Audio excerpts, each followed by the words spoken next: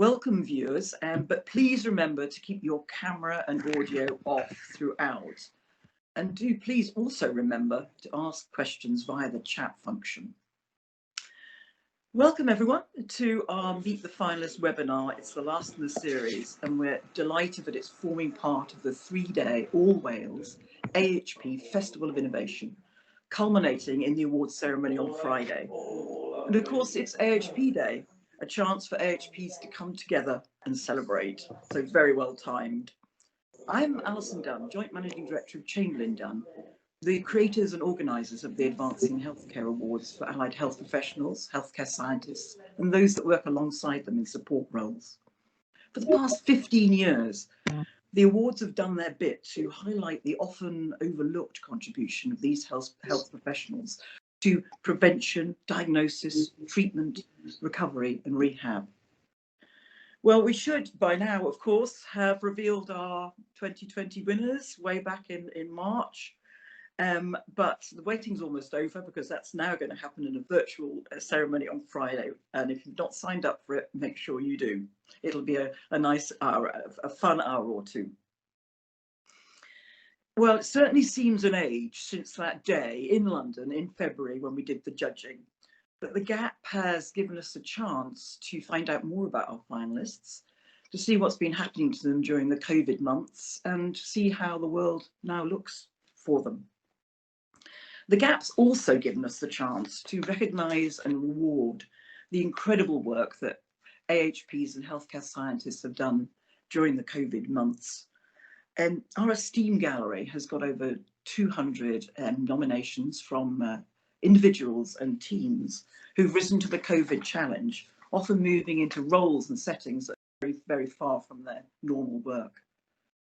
Wales is extremely well represented in the gallery. And up next, as part of the Festival of Innovation, you can hear from some of the esteemed nominees at a session chaired by Lisa Love-Gould, Chair of the Welsh Allied Health Professions Committee. Before we get going, and we will get going, I would like to mention a spin-off publication from the 2020 awards, Making Health and Social Care Greener. It's a compilation of ideas and suggestions from many of our entrants in response to DEFRA's Year of Green Action. Where again, Wales is incredibly well represented, with the winner being Sinead Quirk from the Aneurin Bevan University Health Board for her project Connect, the first children and young persons weight management service in Wales. Highly commended were Amanda Atkinson, paediatric occupational therapist at Swansea Bay, and Brendan Lloyd, who's joining us today from the Welsh Ambulance Service. So very well done, Green Wales. Today we're going to be hearing from the 3 finalists for the Welsh Government's Award for Prudent Healthcare. We're delighted that Ruth Crowder, Chief AHP Advisor, is our chair today, who's going to introduce our speakers and lead us through the discussion. Over to you, Ruth. Thank you so much. Really wonderful I want to say see everybody, but of course I can't see you, but wonderful that everybody is here. And thank you all so much for making time for joining us today so that we can celebrate the shortlisted finalists for the Welsh Government Award for Prudent Healthcare. Welsh Government's really proud to sponsor this award, which places a spotlight on the amazing work that allied health professionals and healthcare scientists undertake throughout Wales, which demonstrates the progress they've made in implementing prudent healthcare to improve outcomes for service users. So prudent healthcare is about seeking for services to deliver the best value that they possibly can, to achieve health and well-being with the patient, public and professionals as equal partners through co-production, to make sure that we care for those with the greatest health need first and make most effective use of all skills and resources, to do only what is needed, no more and no less, in order to maximise people's independence and do no harm, and to ensure that we reduce inappropriate variation by using those evidence-based practices consistently and transparently.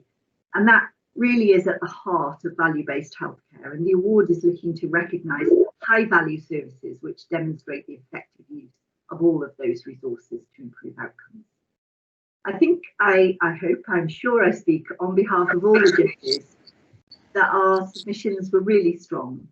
And so I want to pass congratulations to all the shortlisted entries. You are all winners.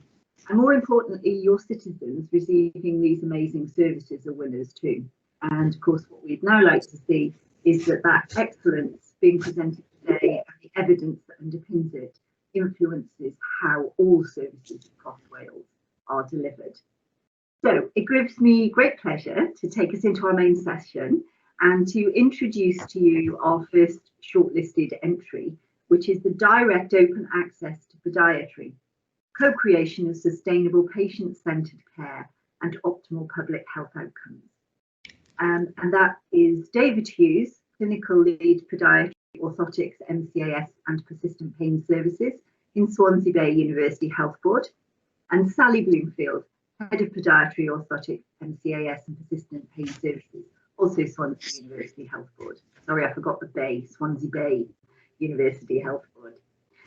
David's unfortunately had to send his apologies as he's not able to join us today. So we have a pre-recorded session from David. So I shall move us now to that pre-recorded presentation before we come to Sally and then questions. Bore da pawb. Good morning, everybody. My name is David Hughes and I'm Clinical Lead for Swansea Bay University Health Board's Podiatry and Orthotic Services. I'm very sorry that I can't be with you today, but I do leave you in the safe hands of our Head of Service, Mrs. Sally Bloomfield, who will be happy to answer any questions relating to our short presentation.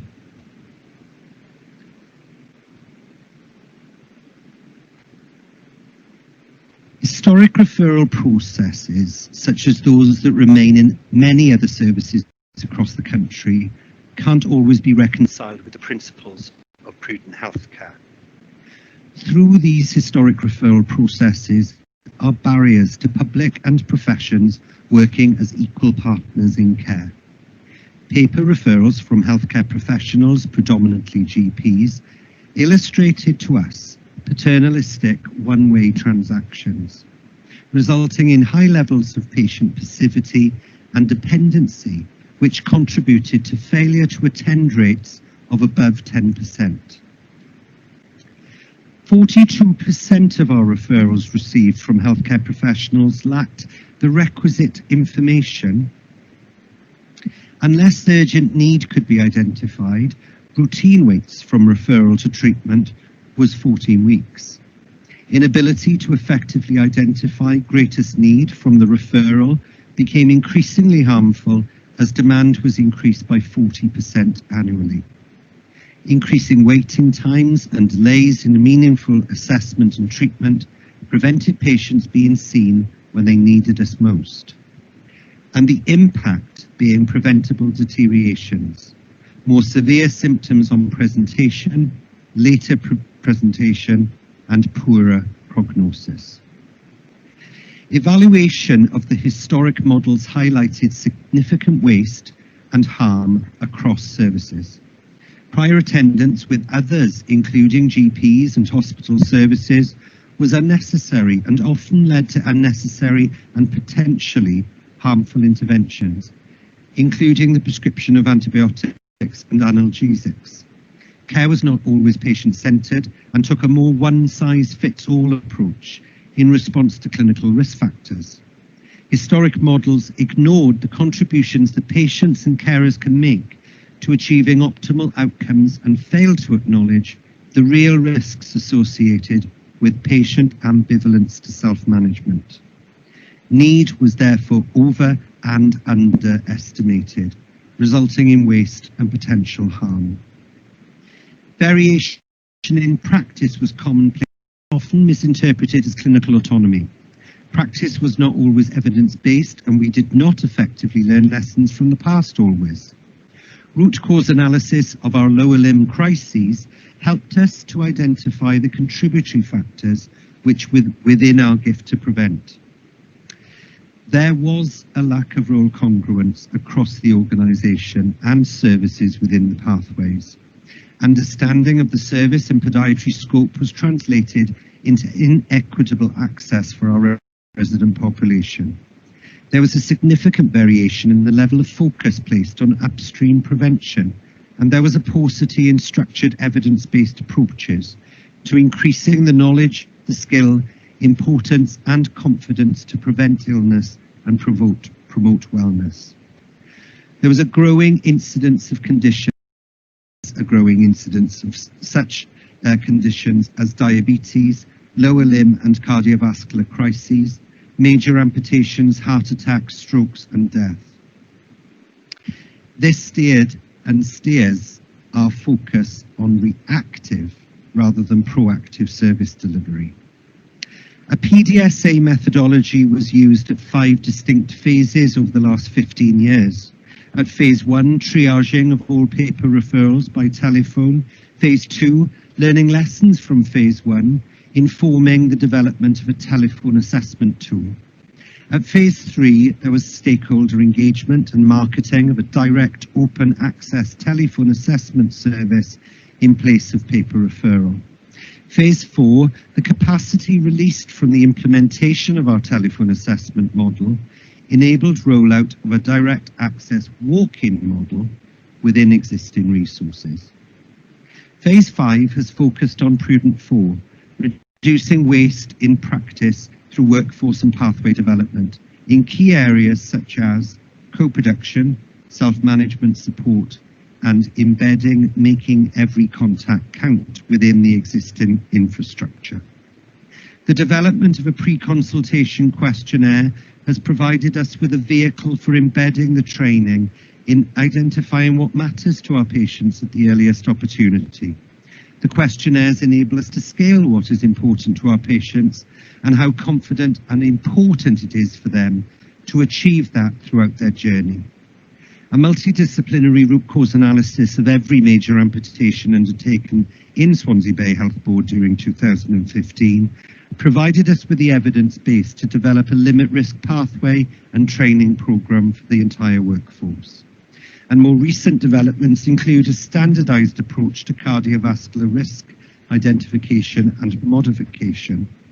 And finally, we have embedded the concept of patient activation within traditional risk classification guidelines, ensuring that a patient's problem-solving ability and engagement in self-management informs decisions on individual risk, need, and management planning. 90% of patients choosing to speak with a podiatrist by telephone directly reported how the advice provided helped reduce their symptoms. 17% reporting advice led to complete resolution. 15% reporting that they had been advised to refrain from potentially harmful interventions. Podiatry telephone assessment elicited the information required to identify and prioritise greatest need. As a consequence, patients signposted from telephone were seen sooner and the severity of presentations was lower.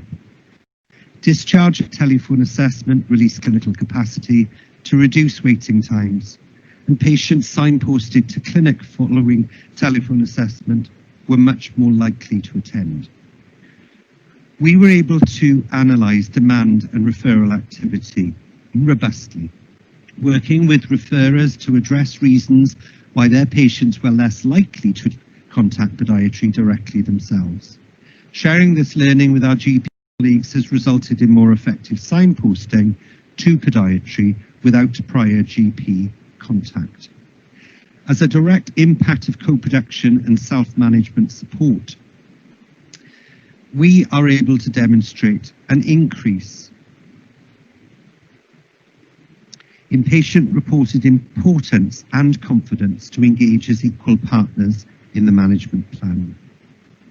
During 1 month review of 627 walk-in patients, it was identified that as a result of a single walk-in contact, the number of patients reporting full confidence to engage in agreed management plans increased by 69%.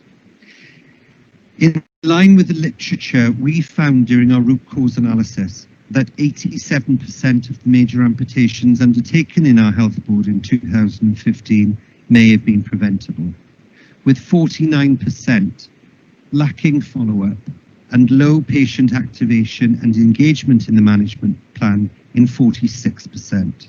Each of these were remediable, and arrangements were made for shared learning.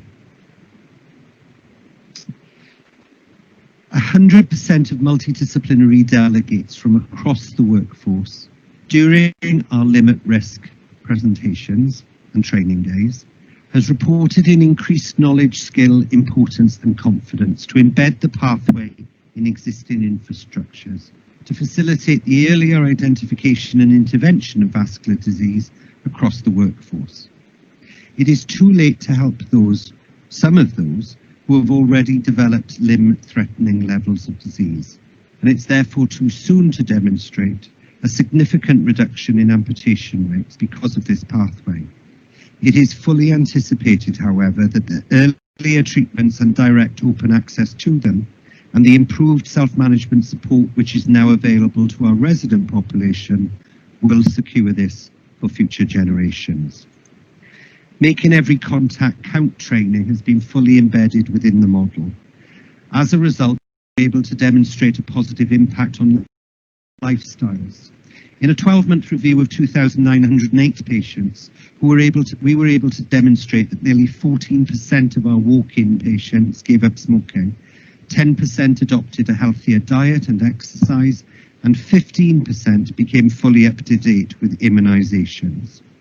During the same review, we were able to demonstrate that 11% were signposted for medicines management, which resulted in the prescription of medications used in the prevention of heart attack and stroke. This work has been cited by Public Health Wales as an exemplar in embedding MEC to improve public health outcomes. During a 9-month review, 116 of our patients walked into our clinic with symptoms of undiagnosed arterial disease. During a more recent review of over a 5-month period, 217 attended were diagnosed with mild to moderate arterial disease, and risk modification was initiated effectively. We are therefore proud to showcase how our unique model is fully aligned with the Prudent principles. Co-production principles underpin the model and enable us to maximise existing resources. Paternalistic one-sided transactions, which increase passivity and are a hazard to health, have been replaced with collaborative agenda setting. The model is focused on identifying what is material to our patients in the context of their lives and supports healthcare professionals to respond to health literacy needs of individuals to fully engage. Wonderful. Thank you very, very much. If you have some questions, please pop those into the chat bar. There's one there already, and I have one as well. But before we do go straight to questions, Sally, can I just invite you if there's anything quickly you would like to add? There's not much I'd like to add because I think David has very concisely covered everything with and providing the evidence.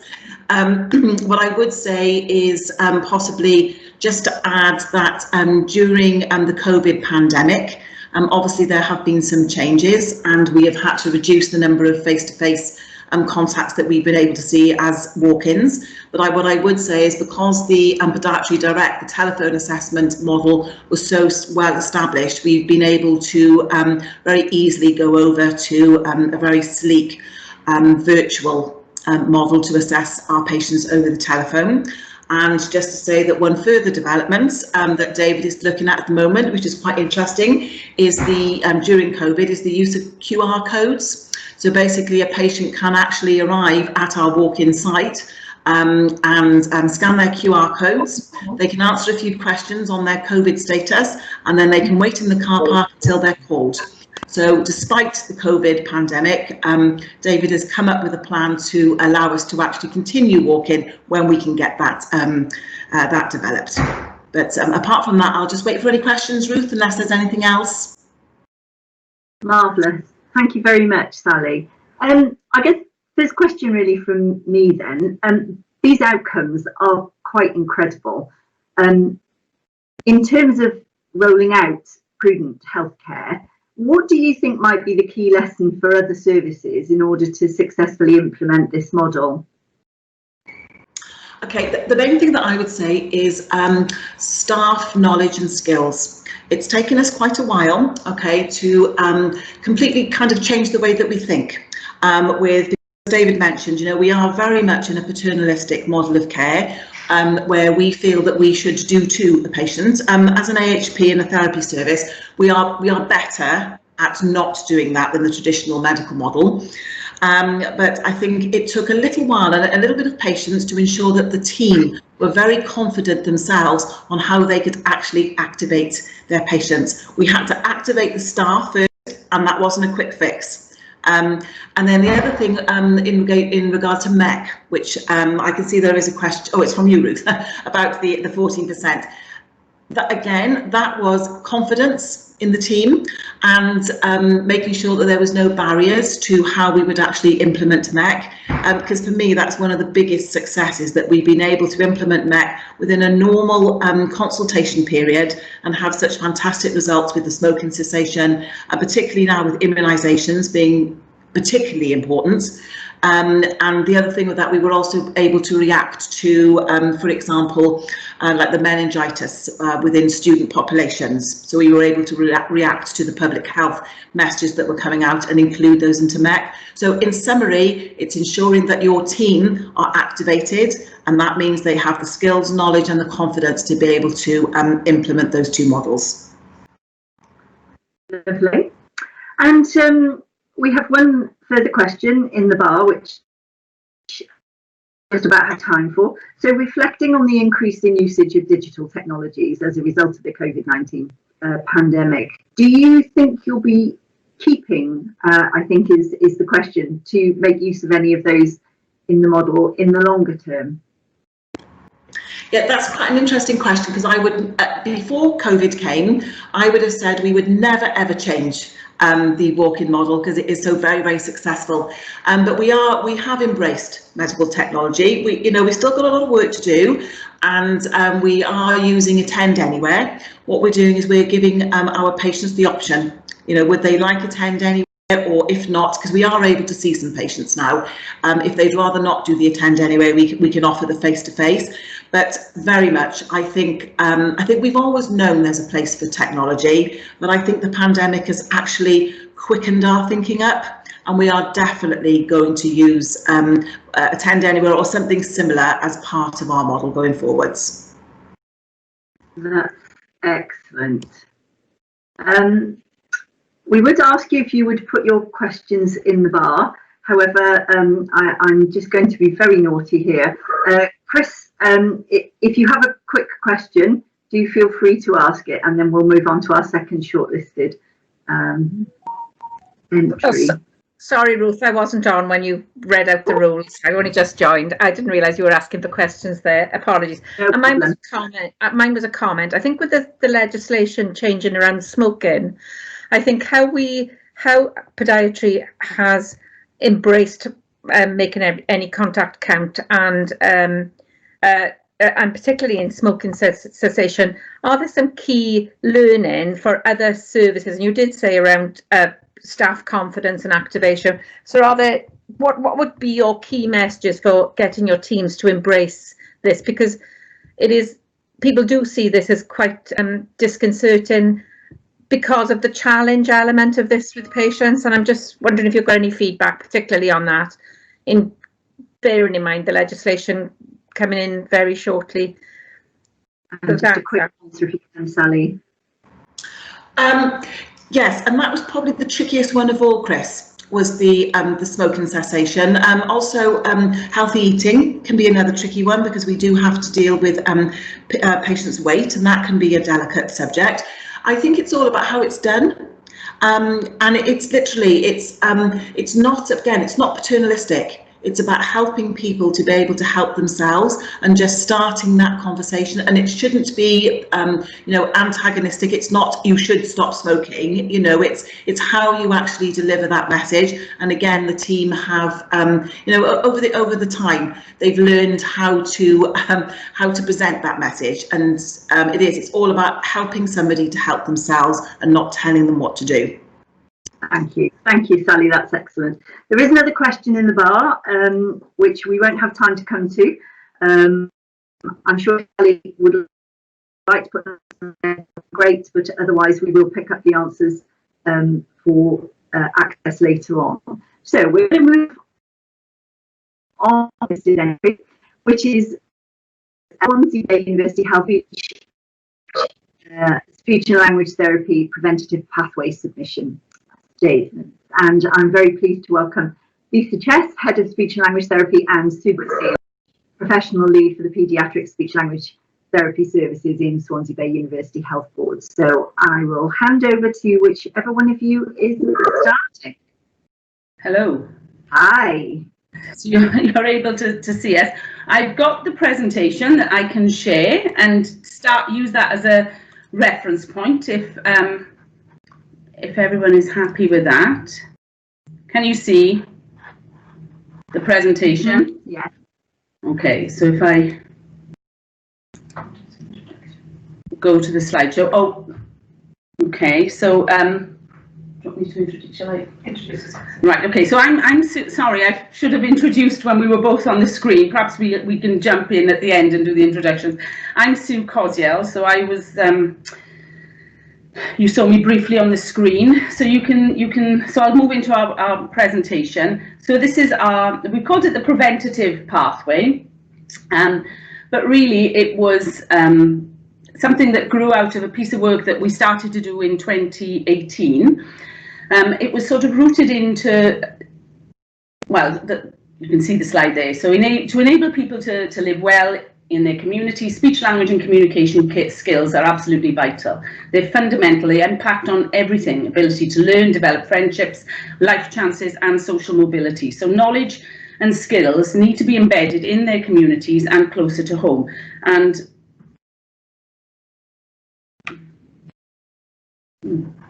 not sure how to get that to. I'm clicking. Oh, won't change screens. Hang on a moment.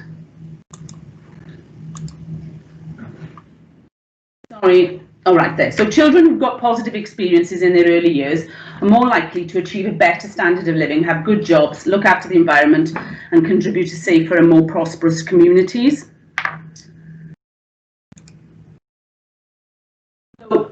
Oops, there we are, our next slide.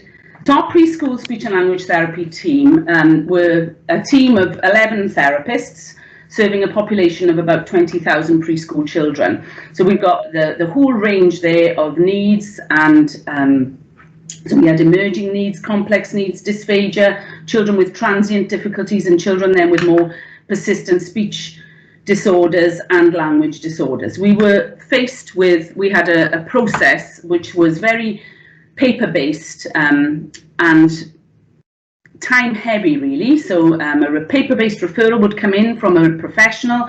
The referral would need to be triaged. We'd either accept or reject it.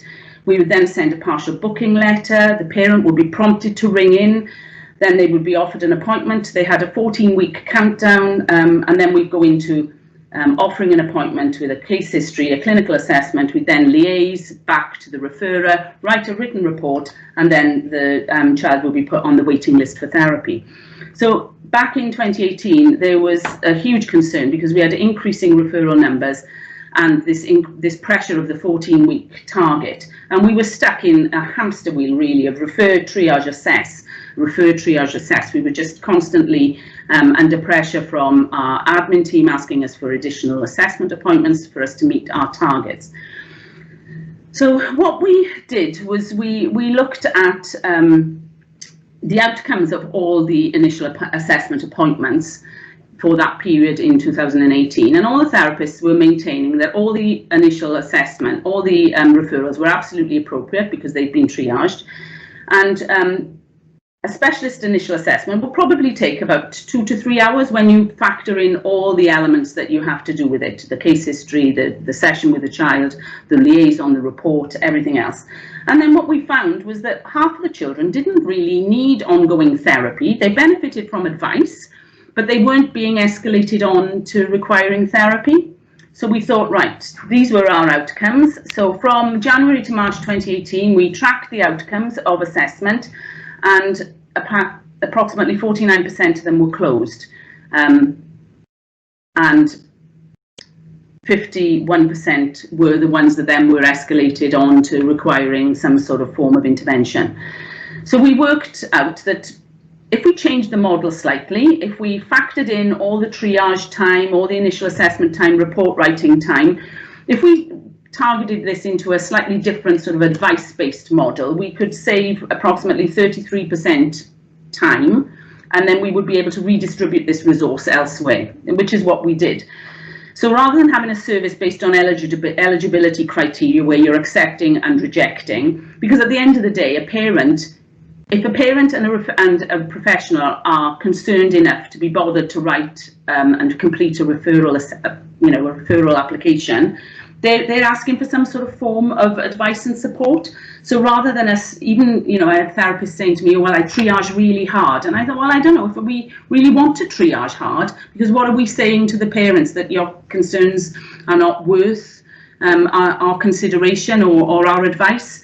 So rather than having this sort of cycle of refer and assess and treat, we thought, well, what makes a good service? Is it a conversation with a parent? Is it something that's responsive when it's needed by the parent and when they want it? It's about having eyes on the child, signposting, reassuring them, educating, and then escalating to a specialist assessment if they needed it. But the decision needed to be firmly in the hands of the experienced therapist. I had therapists saying to me, and I'm sure this is echoed across the country, they could tell from the waiting room whether the child would need further therapy or not. And I thought, well, that was their experience, but on paper, that was very difficult to sort of assess. So we wanted to create something where the knowledge and skills were available at all levels of the pathway, so that, we are accessible to parents right from the outset, that we can actually engage with the population and make any information accessible to them and empower the workforce, really, and the parents. So what we did, and this was pre-COVID, was we had these weekly advice and support sessions. So we staffed them quite heavily, but it was really useful because it became then a training ground for our newly qualified therapists and for any students. So we'd have an experienced therapist and another therapist. We would have a 15-minute slot. The parent would come, they would co-produce what the concerns were. They would discuss, one therapist would play with the child, the other therapist would have the conversation with the parent. The parent would pre-populate a sort of concern form before they came in, having a think about what was it that they were concerned about, what did they need help with. And then together they would work out whether the decision was to escalate to a specialist assessment or not. And then the specialist assessment would be booked with the therapist who did the advice session the following week. By the time we got this up and running, we ended up with a 0 waiting time. They were seen in advice session 1 week, and then the following week they were booked in for a specialist assessment. I mean, it was linked with our transformation project, but it was quite dramatic in terms of the impact it had on our waiting lists.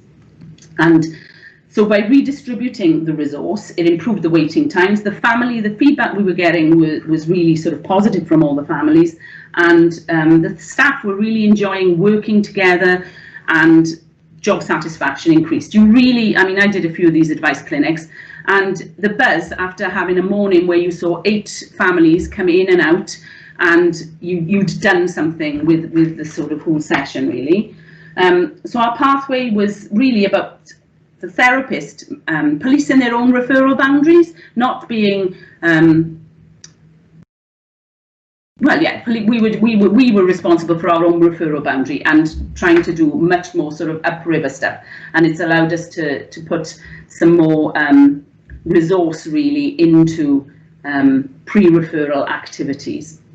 So we've started to build in a patient-reported outcome measure. So we're trying to contact 10% of the families to see whether any of the recommendations we made sustained or continued to help. We built in some digital materials and resources, which actually then, because of COVID, we've had to really develop those. In terms of patient-reported experience measures, the parent feedback was really positive. It was, this is what I needed. It was friendly staff, short waiting times, very child-focused. They felt they were listened to, they had what they wanted, and they left very happy. And you know, it ticks all the boxes for Prudent, because it was putting, you know, doing only what was needing, spending greatest time with the children who needed it most. So all the children who needed the specialist assessment would then have, you know, a more in-depth, deeper dive the following week with the therapist. The staff, we did a survey to see how they felt, and they felt it was much more efficient, collaborative, really logical, practical. They were very engaged with the whole process. We had no shortage of, there was a phase where we had to keep the old system and the new system running, and the team absolutely stepped up to the mark. They all offered additional sessions. They were all really keen to work with each other, and we managed to sort of, that's how we managed to make the transition and the transformation. So then April 19 to December 19, we saw 334 children, and actually we were becoming more efficient almost and tighter with our decision making. We closed 54%, and 46 then were escalated up to assessment. So we need to really value prevention and early intervention. We need to be accessible. We need to find resources for it. And this was a quote from our WHO at the time, Chris White, but it also happened to be a quote from Glastonbury. If not you, who? If not now, when? And that's the presentation. I know there's a little feedback from me, but I'll just read the question out. Sorry, shall I introduce Lisa? I'm not sure that everyone had the opportunity to see my head of service. So Lisa's there in red, and I'm in front. And I'm just responding to the message bar. My supporting role. Okay.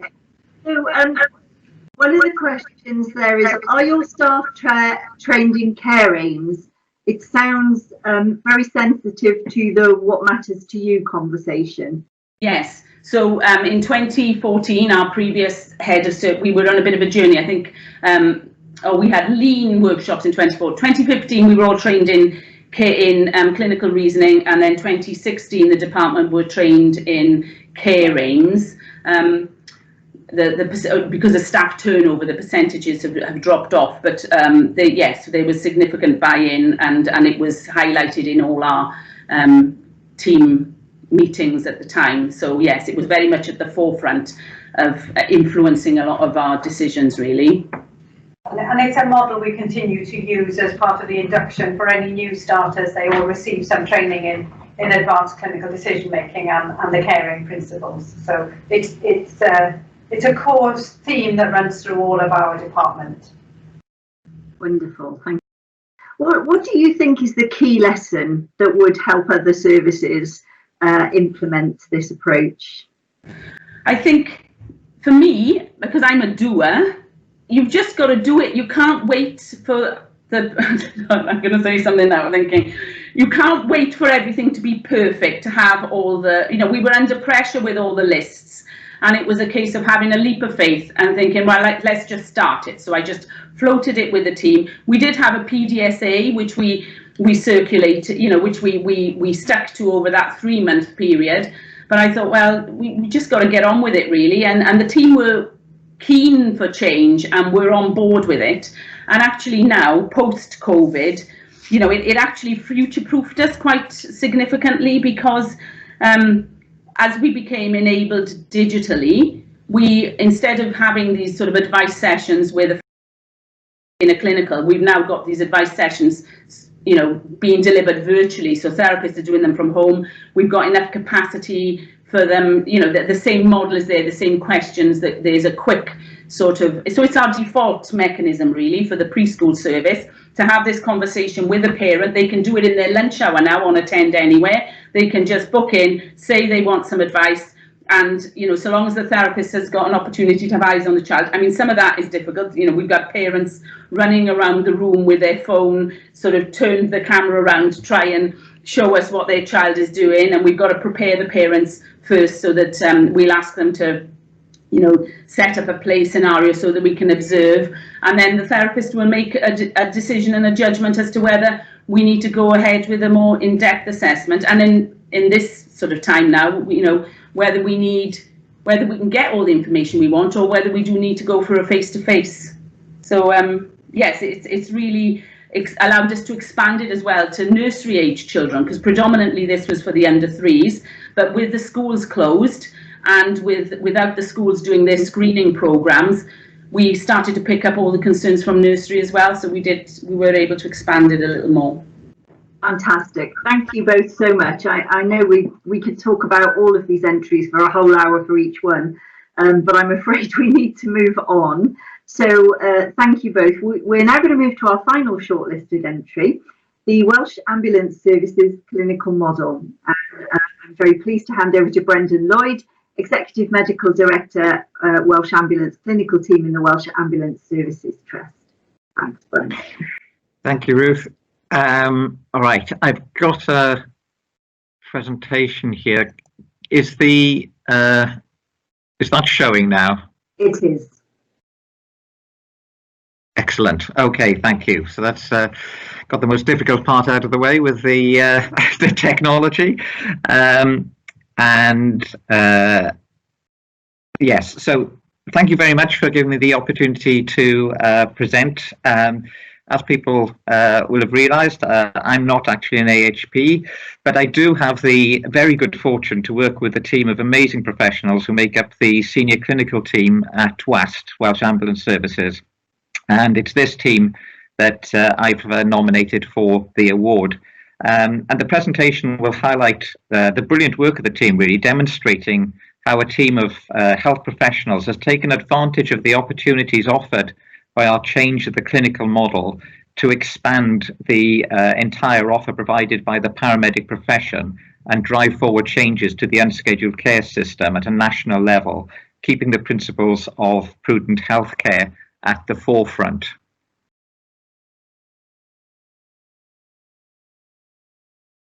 So there we go. So this is the team. I'm very pleased to say it's a lot more diverse than a few years ago, with not only some of our female colleagues now in very senior roles within the organisation, but also several key posts filled after attracting high quality applicants from English ambulance services. We still recognise the benefits of diversity and still working on expanding in that area. So the directorate is split into two functional teams, although they obviously work very closely together. So one is dealing with the emergency medical services, medicines management, APPs and medical equipment. And then the second side with the research and improvement, the service improvement. The WIN is the WAST Improvement and Innovation Network, which is supporting all of this work, and the clinical audit team. So the presentation will just focus on the change in the clinical model, changing the narrative in the patient care, the progress that we have made since changing the model, and our future in a post-COVID healthcare system. So this is the challenges that we have as a national ambulance service, because we have to ensure equity to the populations across 7 health boards. And of course in Wales that means covering major cities and also large areas of very rural countryside. And that can be a problem for an ambulance service. Fortunately, the structure that we've put in with regional and health board clinical leads has enabled us to demonstrate equity going across the whole of Wales.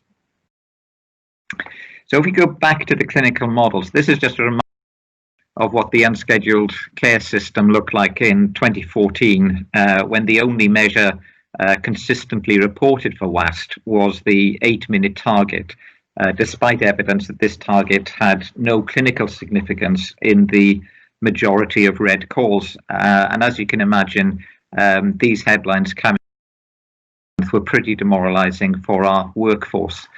So we managed to undertake a lot of work showing the evidence base for changing the clinical model, and working with Welsh Government, then that was changed, where we approved changes moving away from a time-based target to a series of indicators measuring clinical outcomes. So not only did this give a more realistic reporting system, but as you can imagine, it started to put the clinical care at the forefront of everybody's minds in the service. So this slide really highlights why I nominated the team for this award. Not only have these numerous projects demonstrated the principles of prudent healthcare, but they've transformed WAST into a leading UK ambulance service. And we've also influenced new models of care, not only in other UK countries, but we've hosted visits from ambulance services as far away as Canada and Australia, looking at the progress that we've made. And the slide shows a sample of the awards given to the team over the past few years. And it's notable, I think, that the awards cover a wide breadth of clinical practice, far removed from what might have been seen as the traditional transport function of an ambulance service. And in particular, I think if you can see the work that we've done on end-of-life care and the frequent callers, this has highlighted the work that we've done for some of the most vulnerable populations, but they would not necessarily have been at the top of the list if we were simply concentrating on blue light 8-minute targets. So that's been a massive shift in the work that we've undertaken. And also there you can see things like the work that we've done on wound care and the Alzheimer's Society, and backed up then with some of the technological advances, including the implementation of Omnicell for safer medicines management. And this slide really shows why we have had to change the narrative and why it's been so important for WAST to change its clinical offer. We're now seeing more demand than ever before, and this was even before we were hit by COVID. And the main increase in demand is now in the elderly population. And this is a population where we know the patients will fare better if we manage their care closer to home. And there's increasing evidence that actually taking many of these patients will actually result in worse health outcomes. So how are we providing this care closer to home? So this slide highlights some of our key pieces of work in this area. So probably the most crucial one from the emergency perspective has been the Advanced Paramedic Practitioner, the APP rotational model, which has been offering new career opportunities for paramedics with a master's qualification in advanced practice. We've also been monitoring the quality of care provided through our clinical indicators, and that's been supported extensively by our clinical audit team. So we have a research and an evidence base for the changes that we've introduced, which has been absolutely critical. We've also been involved in the development of a community respiratory pathway, and the slide at the bottom right highlights that we're the first UK ambulance service to develop a cohort of paramedic prescribers working with our colleagues in HEIW. Again, massive step forward for medicine as a profession, but as we'll come to, also a huge step in the way that we're able to deliver our services. So the APP pilot in North Wales is a good example of the value that allied health professionals can bring to whole-scale system change. So pilot, by using the APPs in a different way, we were able to demonstrate a huge reduction in ambulance usage. So only 30% of patients who were attended were conveyed to the emergency department, and that compares with a UK average of about twice that figure. And also you can see that we significantly reduced the number of emergency ambulances being used, and that is absolutely critical given the pressure that the service has been under. And when we modelled what those sort of savings looked like, it came to an amazing 5,431 hours, equating to 452 12-hour shifts. So that not only improves our efficiency, but by making more crews available in a timely manner, there's absolutely no doubt, and we have evidence that this is now saving lives across Wales. So as it seems quite a long time since we went down to London for the initial presentation. And of course, since then, we've been wrapped up in the world of COVID-19. And I think that this, again, is where we've seen the senior clinical team in WAST absolutely step up to the place and play a leading role. And there's absolutely no doubt that the clinical structures played a critical role in managing the demand over the COVID pandemic. So we put in place a senior paramedic on-call system. This isn't in place across all ambulance services, really to ensure that particularly newly qualified paramedics were not making decisions in isolation. They were feeling that they had the support of the senior team.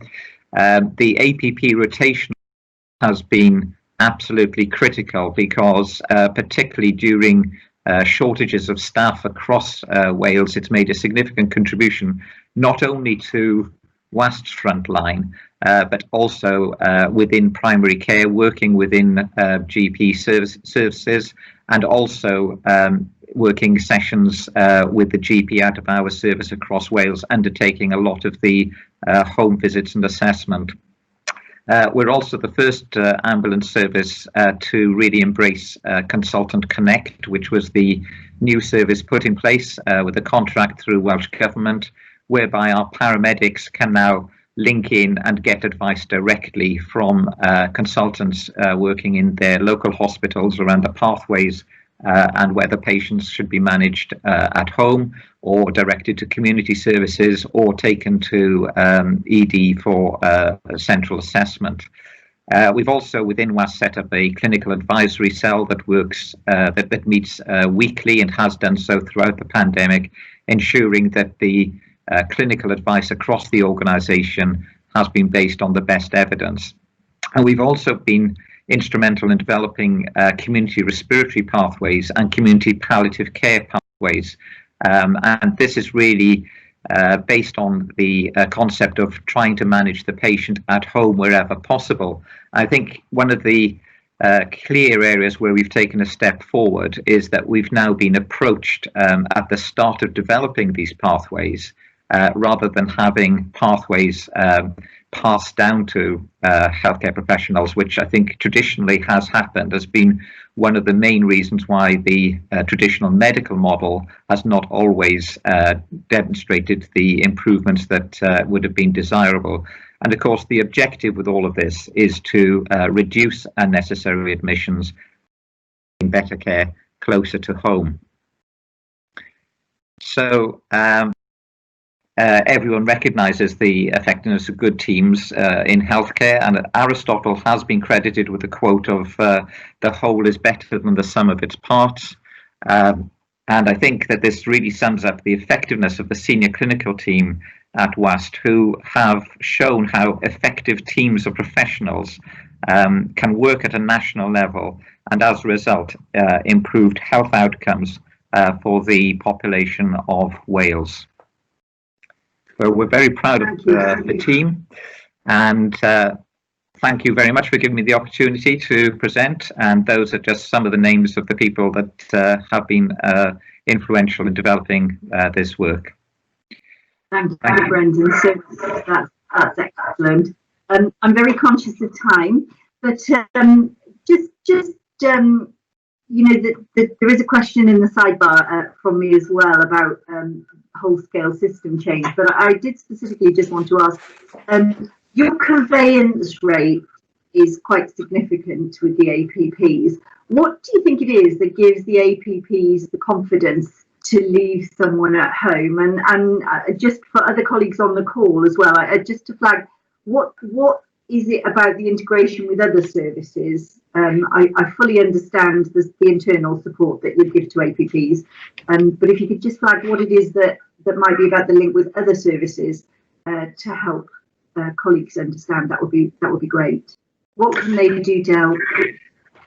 Sure. So I think one of the key pieces of our work is that we've taken APPs from working in isolation, which they have done perhaps traditionally within Wales, and putting them within a system. And all of our APPs have a background in good education training, so they've all undertaken the Masters. Again, that's not necessarily the case across other UK ambulance services. And we've ensured that they are now working as part of wider teams. And working as part of a wider team obviously gives much greater opportunity. So particularly in North Wales, where they worked with the PsyCat and linked very closely with primary care, building up those relationships has been absolutely critical. My background is in general practice, and to be perfectly honest, before I came and worked in the ambulance service, I was pretty ignorant of the capacity and capability of our workforce. So a lot of it has been around building up those relationships and supporting the APPs, and in particular then, as the relationships grow and people realise that you know, the clinical handoffs are around the right category of patient, it expands people's confidence in managing those clinical interfaces. Thank you so much. And there are 2 questions in the chat bar that we won't have time to get to, but obviously if you could provide us with answers, we can share those. It's been a fabulous hour, but sadly we're at it's also been a strange and very challenging year, which isn't over by any means, and we're all getting very used to working in different ways. So I want to thank you again for such a small part of the phenomenal work that allied health professionals and healthcare scientists have played, really under the most unexpected and exhausting pressure. So not just to our shortlisted entries, but to everybody on the call, thank you so much for everything that you've done. I'm going to hand back to Alison, but she may be going to say the same thing, but I just want to remind you, if you haven't signed up for the virtual ceremony on Friday to find out which of these 3 wonderful entries has won, please do so now. So thank you very much, Alison. Thank you so much, Ruth, for chairing that so well. You're quite right. We could have gone on for another hour. I think lots of questions there, I'm sure. And thank you, of course, the Welsh Government for sponsoring this award. You've been very, very loyal supporters. Great contributions from David and Sally, Lisa, Sue, Brendan. Thank you so much. These are great. And I think they're highly transferable. And I reckon that you're going to be in great demand over the coming months to share your innovation throughout the UK, if not the world. The webinar, as you know, is part of a series that's now come to the end, featuring many of the finalists from this year's awards. If you've missed any of them or would like to catch up, they are available on our website. So do share that with your colleagues and have a look. Thank you, Rachel, Joy and Ellie, our in-house team, who've worked so hard to make these webinars work organisationally and technically. I think you've done a brilliant job. Thank you so much. And of course, starting shortly is the next session about esteem. So do sign up for that. Do click the button for that one too. Thank you for joining us. Goodbye.